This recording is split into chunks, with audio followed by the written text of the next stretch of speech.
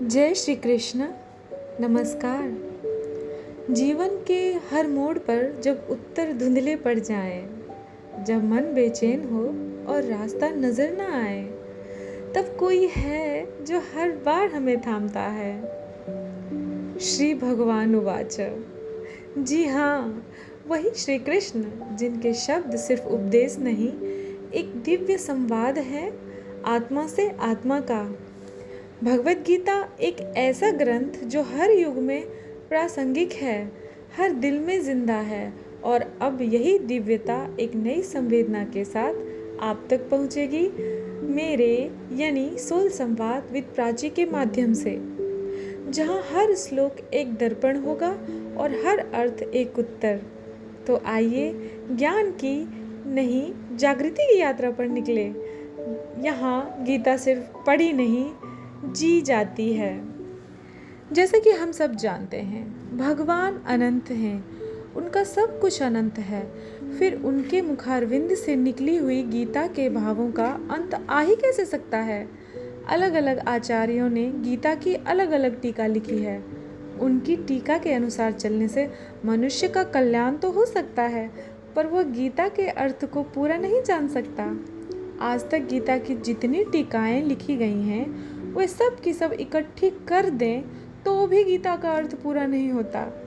जैसे किसी कुएं से सैकड़ों वर्षों तक असंख्य आदमी जल पीते रहें तो भी उसका जल वैसे का वैसा ही रहता है।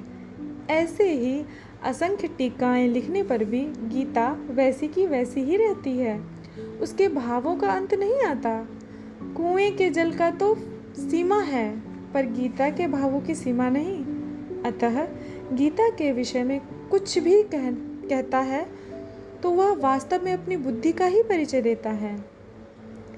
सब जानत प्रभु प्रभुता सोई, तदपि कहें बिनु रहा न कोई।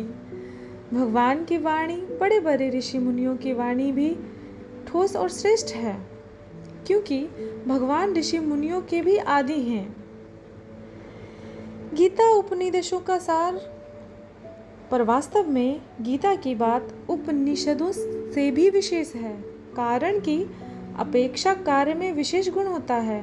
जैसे आकाश में केवल एक गुण शब्द है, पर उसके कार्य वायु में दो गुण शब्द और स्पर्श है।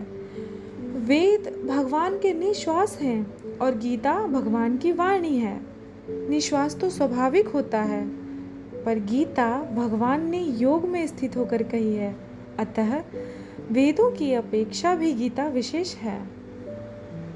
तो आइए हम इस गीता के माध्यम से एक विलक्षण, जो हम जानते हैं कि ये एक विलक्षण ग्रंथ है, जिसका आज तक न तो कोई पार पा सका, न पार पाता है, न पार पा सकेगा और न पार पा ही सकता है।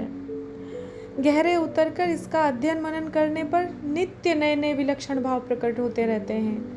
गीता में जितना भाव भरा है उतना बुद्धि में नहीं आता, जितना बुद्धि में आता है उतना मन में नहीं आता, जितना मन में आता है उतना कहने में नहीं आता, जितना कहने में आता है उतना लिखने में नहीं आता। गीता असीम है, पर उसकी जो टीका है वह सीमित है। परंतु मैं फिर भी हर माध्यम से आपके सामने गीता के श्लोकों की जो प्रस्तुति है वो मैं अपने शब्दों में करना चाहूँगी।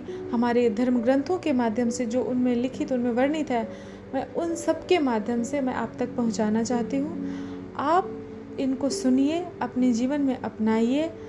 अरे चलते हैं आध्यात्मिक यात्रा पे, उस दिव्य दर्शन करने के लिए, उस दिव्यता की दर्शन करने के लिए। आपका धन्यवाद। अगर आपको मेरे द्वारा कहे गए बात ज़रा भी स्पर्श किया तो प्लीज़ आप इस चैनल को सब्सक्राइब करें और आप सुने, क्योंकि ये जो मैं कर रही हूँ यह मुझे भी खुशी देती है, क्योंकि मेरा कोई भी कार्य मेरे प्रभु के लिए होता है। बहुत बहुत धन्यवाद।